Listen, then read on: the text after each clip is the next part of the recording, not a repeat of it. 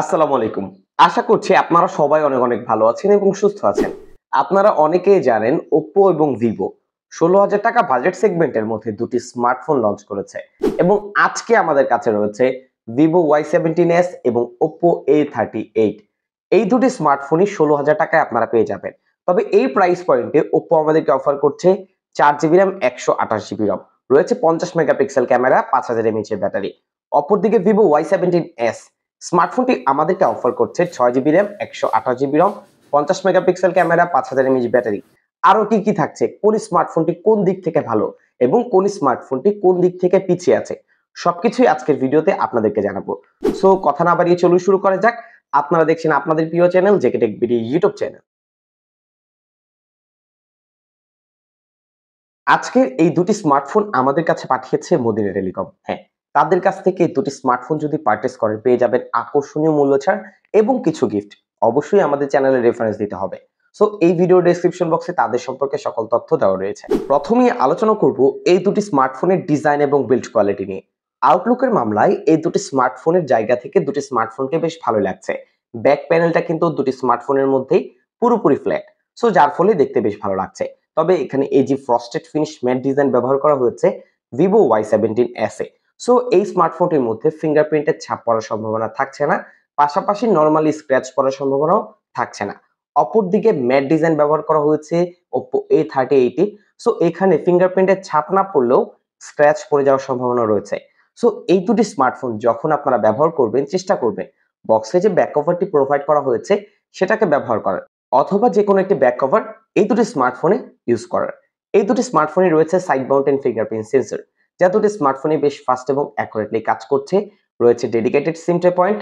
এছাড়া ওপরের দিকে কোনো প্রকার সেকেন্ডারি নয়েজ ক্যান্সেলেশন মাইক্রোফোন থাকছে না, যা এই প্রাইস পয়েন্টে সত্যি অনেক অনেক বেশি ইম্পর্টেন্ট। এছাড়া দুটি স্মার্টফোনের নিচের দিকে পাচ্ছেন 3.5mm earphone port, primary microphone, type C charging port এবং বটম ফায়ারিং স্পিকার। এই দুটি স্মার্টফোনের ওয়েট ডিস্ট্রিবিউশন এবং থিকনেসের কথা বলতে গেলে Oppo a38 স্মার্টফোনটির মধ্যে আমরা পাচ্ছি 8.16mm, এটার ওয়েট হচ্ছে 190 গ্রাম। অপরদিকে Vivo y17s স্মার্টফোনটির থিকনেস হচ্ছে 8.1mm এবং এটার ওয়েট হচ্ছে 186 গ্রাম। সো এই দিকটাতে Vivo কিছুটা এগিয়ে রয়েছে।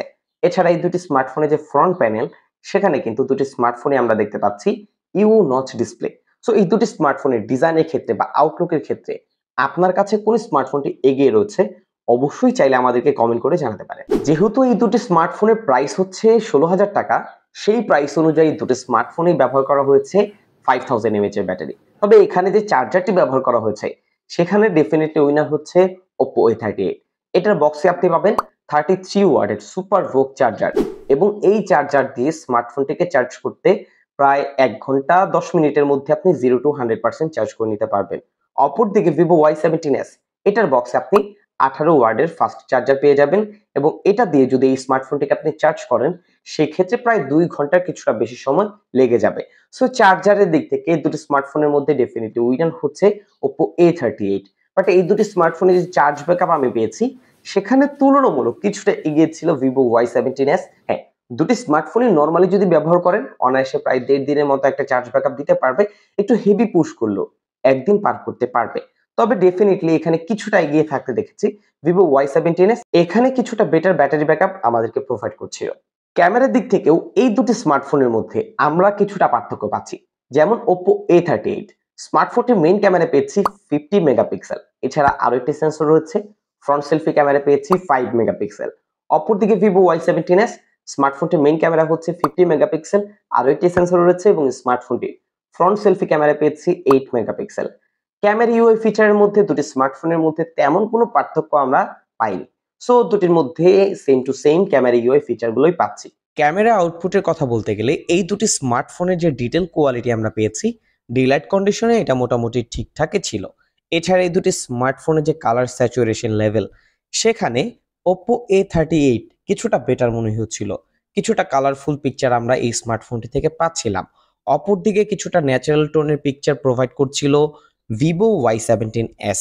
এছাড়া এইচ ডিটেকশনে দুটি স্মার্টফোনে তেমন কোনো পার্থক্য ছিল না। ডায়নামিক রেঞ্জ, এইচডিআর, কন্ট্রাস্ট দুটি স্মার্টফোনই মোটামুটি ব্যালেন্স করার ট্রাই করেছে।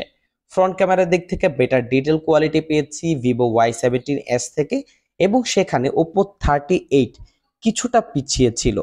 এছাড়া দুটি স্মার্টফোনের এজ ডিটেকশন সেটাও আমরা অ্যাভারেজ কোয়ালিটিরই পেয়েছি।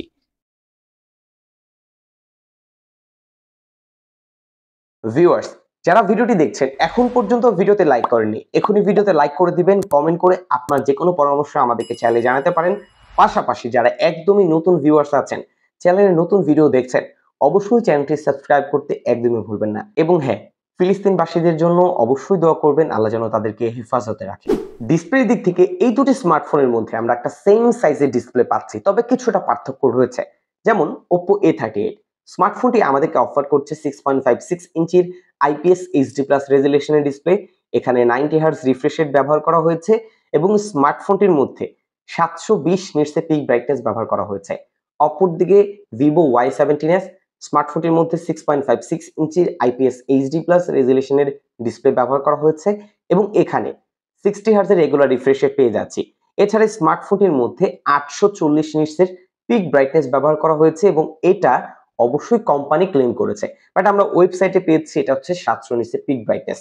বাট এই দুটি স্মার্টফোনে যে নিট ব্রাইটনেস সেটা ইনডোরে খুব ইজিলি ইউজ করার পাশাপাশি আউটডোরেও এটার ভিজিবিলিটি নিয়ে কোনো প্রকার প্যারা খাবেন না। তবে 90 হার্জ রিফ্রেশ রেট যেহেতু ওপ্পোতে ইউজ করা হয়েছে, সো যার ফলে এটার ইউজিং এক্সপিরিয়েন্স অবশ্যই কিছুটা বেটার পাবেন। পাশাপাশি এই দুটি স্মার্টফোনে যে কন্টেন্ট ওয়াচিং এক্সপিরিয়েন্স সেখানে অলমোস্ট খুবই কাছাকাছি রেজাল্ট করছিল, তবে কালার স্যাচুরেশনের দিক থেকে আমার কাছে কিছুটা ভাইব্রেট ডিসপ্লে লেগেছে Oppo A38। এছাড়া এই দুটি স্মার্টফোনের কন্টেন্ট ওয়াচিং এক্সপিরিয়েন্সের পাশাপাশি যে সাউন্ড কোয়ালিটি আমাদের জন্য অনেক বেশি ইম্পর্টেন্ট, সেখানেও Oppo A38 এগিয়ে রয়েছে। বিশেষ করে আপনি যখন ইউটিউবে কোন প্রকার গান প্লে করবেন সেখানে কিন্তু 300% পর্যন্ত অডিও বুস্ট করতে পারে। পাশাপাশি নরমাল ভাবেও Oppo A38 এর সাউন্ড কোয়ালিটি Vivo Y17s এর তুলনায় অনেকটাই এগিয়ে ছিল। সো সাউন্ডের দিক থেকে, রিফ্রেশ রেটের দিক থেকে এবং ডিসপ্লের দিক থেকেও Oppo A38 এখানে ডেফিনিটলি উইনার। এবার আমরা কথা বলবো এই দুটি স্মার্টফোনের সবথেকে ইম্পর্টেন্ট বিষয় এবং সেটা হচ্ছে এই দুটি স্মার্টফোনের হার্ডওয়্যার সেকশন। হার্ডওয়্যারের দিক থেকে Oppo A38 স্মার্টফোনটি আমাদেরকে অফার করছে 4GB LPDDR4X RAM, পাচ্ছেন 128GB ROM যা eMMC 5.1 স্টোরেজ টাইপ। প্রসেসরে ব্যবহার করা হয়েছে মিডিয়াটেকের Helio Z85। স্মার্টফোনটি রান করছে ColorOS 13.1 এর সাথে Android 13। অপরদিকে Vivo Y17s স্মার্টফোনটি অফার করছে 6GB LPDDR4X এর RAM এবং রয়েছে 128GB eMMC 5.1 স্টোরেজ টাইপের ROM। এছাড়া স্মার্টফোনটিতেও মিডিয়াটেকের Helio Z85 প্রসেসরটি ব্যবহার করা হয়েছে, FunTouchOS 13 এর সাথে রয়েছে Android 13। এই দুটো স্মার্টফোনের যে স্পেসিফিকেশন গুলো আমাদেরকে অফার করছে সেই অনুযায়ী যদি আমরা ইন্ডিভিজুয়ালি কথা বলি, Vivo Y17s নিয়ে প্রথমে কথা বলতে চাই। স্মার্টফোনটির মধ্যে আমরা 6GB RAM পাচ্ছি, 128GB ROM পাচ্ছি, Z85 প্রসেসরটি ব্যবহার করা হয়েছে এবং এটা আপনার ডে টু ডে লাইফের যে কাজগুলো রয়েছে সেগুলো খুব ইজিলি হ্যান্ডেল করতে পারবে। স্মার্টফোনটির মধ্যে প্রায় 6 থেকে 7টি অ্যাপ ইজিলি সোয়াইপ করে ইউজ করা যাচ্ছিল। কোনো প্রকার ল্যাগ বা হিকাপ স্মার্টফোনটির মধ্যে দেখতে পাইনি। পাশাপাশি স্মার্টফোনটির মধ্যে যদি আপনারা গেম খেলেন সেক্ষেত্রে পাবজি লাইট, ফ্রি ফায়ার, আশফাল 9 এই ধরনের গেমগুলো খেলা যাবে। তবে হাই গ্রাফিক্সের যে গেমগুলো রয়েছে সেগুলো খেলার ক্ষেত্রে এটার মধ্যে কিছুটা ল্যাগ, ফ্রেম ড্রপ দেখতে পাবেন যা খুবই স্বাভাবিক। অপরদিকে যদি আমরা Oppo A38 এর কথা বলি, এই স্মার্টফোনটির মধ্যে 4GB RAM রয়েছে, 128GB ROM রয়েছে, Z85 প্রসেসরটি রয়েছে। এই স্মার্টফোনটি নরমালি যদি আপনি ব্যবহার করেন সেক্ষেত্রে এই স্মার্টফোনটিও আপনাকে একটা স্মুথ পারফরমেন্স দিতে পারবে।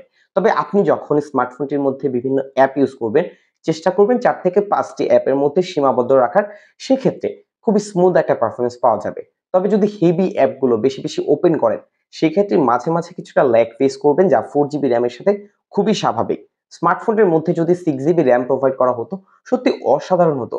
এছাড়া স্মার্টফোনটির মধ্যে Z85 প্রসেসরটি ব্যবহার করা হয়েছে এবং এটাও আপনার ডে টু ডে লাইফের সব কাজগুলো হ্যান্ডেল করতে পারবে।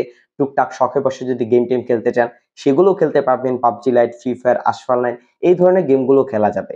এবং এটার ক্ষেত্রেও আপনি যদি হাই গ্রাফিক্সের গেমগুলো খেলতে চান সেই ক্ষেত্রে মাঝে কিছুটা ল্যাগ, ফ্রেম ড্রপ দেখতে পাবেন। বাট আমরা যেহেতু দুটি স্মার্টফোনের মধ্যে আজকে পার্থক্য করছি, এই দুটি স্মার্টফোনের ক্ষেত্রে আমি একটি বিষয় লক্ষ্য করেছি। এখানে অ্যাপ ওপেনিং টাইমের দিক থেকে স্লাইডলি কিছুটা এগিয়ে ছিল Oppo A38। পাশাপাশি অ্যাপের যে টাচ রেসপন্স গুলো, অ্যাপ ওপেনিং টাইম গুলো সেখানেও স্লাইডলি কিছুটা এগিয়ে ছিল Oppo A38। আপনাদের উদ্দেশ্যে বেসিক কিছু অ্যাপ ওপেনিং এবং ক্লোজিং টেস্ট শেয়ার করছে, অবশ্যই দেখবেন। এবং এই ফাঁকে যারা এখন পর্যন্ত ভিডিওতে লাইক করেনি এখনই ভিডিওতে লাইক করে দেবেন, কমেন্ট করে জানাবেন আপনাদের কাছে ভিডিওটি কেমন লেগেছে এবং চ্যানেলে নতুন ভিউয়ার্স হয়ে থাকলে অবশ্যই চ্যানেলটি সাবস্ক্রাইব করে আমাদের পরিবারের একজন সদস্য হতে একদমই ভুলবেন না।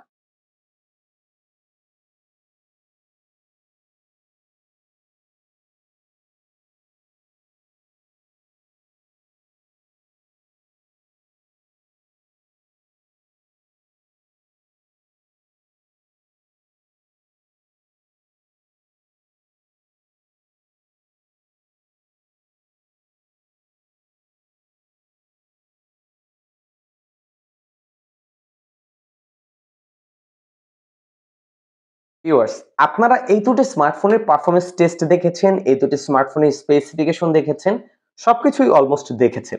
দুটি স্মার্টফোনের মধ্যে সত্যিকার অর্থে আমি তেমন কোনো পার্থক্য পাইনি।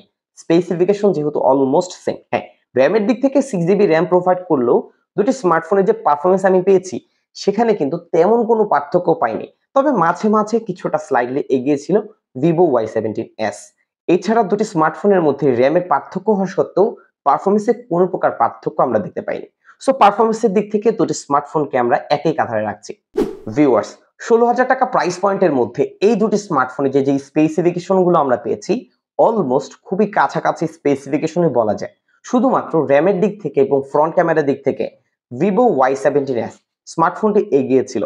বাট পারফরম্যান্সে আমরা কিন্তু তেমন কোনো পার্থক্য দুটি স্মার্টফোনের মধ্যে পাইনি। হ্যাঁ, ফ্রন্ট ক্যামেরাতে কিছুটা পার্থক্য পেয়েছি। বাট অন্যান্য দিকগুলো যদি আমি বিবেচনা করি সেই ক্ষেত্রে কিন্তু Oppo a38 স্মার্টফোনটি অবশ্যই এগিয়ে রয়েছে। এটার চার্জার আমরা বেশি পাচ্ছি, এটার সাউন্ড কোয়ালিটি Vivo y17s এর তুলনায় বেটার ছিল। ডিসপ্লেটাও তুলনামূলক আমার কাছে কিছুটা কালারফুল মনে হয়েছে। পাশাপাশি এটার যে রিয়ার ক্যামেরা আউটপুট সেটা আমার কাছে ভালো লেগেছে, বিশেষ করে এটার যে কালারফুল পিকচার গুলো রয়েছে। হ্যাঁ, যাদের কাছে একটু ন্যাচারাল পিকচার ভালো লেগে থাকে তারা দেখতে পারেন Vivo y17s। এবং এই দুটি স্মার্টফোনকে যদি আমরা বাজারের অন্যান্য স্মার্টফোনের সাথে তুলনা করতে যাই সেক্ষেত্রে এই দুটি স্মার্টফোনে কিছুটা পিছিয়ে থাকবে। বাট আপনি যদি একজন নরমাল ইউজার হয়ে থাকেন, আপনার উদ্দেশ্য থাকে আপনি ২ থেকে ৩ বছর একটি স্মার্টফোন খুব ইজিলি স্মুথলি ব্যবহার করতে চান, সেক্ষেত্রে এই দুটি স্মার্টফোন আপনার জন্য একটি অপশন হতে পারে। বাট আমি আবারও বলছি, অন্যান্য স্মার্টফোন ব্র্যান্ডের যে স্পেসিফিকেশন রয়েছে তা কিন্তু এই দুটি স্মার্টফোনের ক্ষেত্রে কিছুটা পিছিয়ে যাবে এই দুটি স্মার্টফোনই। সো ভিউয়ার্স, আশা করছি দুটি স্মার্টফোন সম্পর্কে একটি বেসিক ধারণা পেয়ে গেছেন এবং এই দুটি স্মার্টফোনের মধ্যে খুব ইজিলি যেকোনো একটি স্মার্টফোন আপনি চুজ করতে পারেন। সো বিদায় নিচ্ছি, জাকারিয়া পার্থ। আপনারা দেখছেন JK tech BD YouTube channel.